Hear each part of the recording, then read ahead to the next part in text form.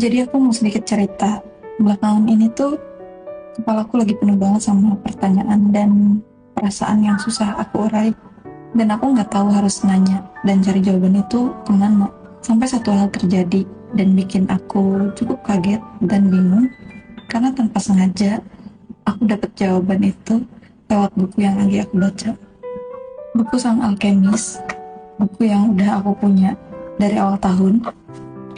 Tapi pas buku ini udah sampai di tangan aku ngerasa nggak cocok.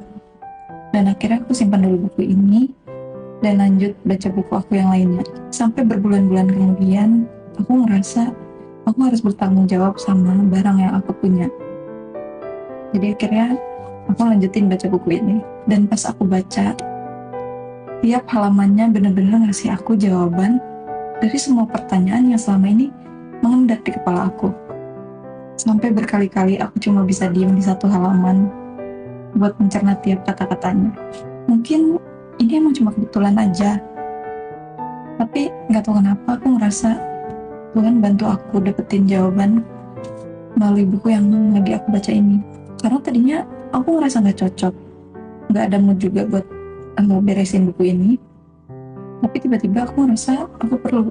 Dari buku ini juga aku sadar dan diingatkan lagi kalau timing Tuhan itu selalu tepat waktu. Buku ini udah ada sama aku lama banget dan sangat dekat dengan aku. Tapi aku baru tergerak buat baca ini pas aku lagi butuh jawaban dari semua pertanyaan dan perasaan yang aku rasa.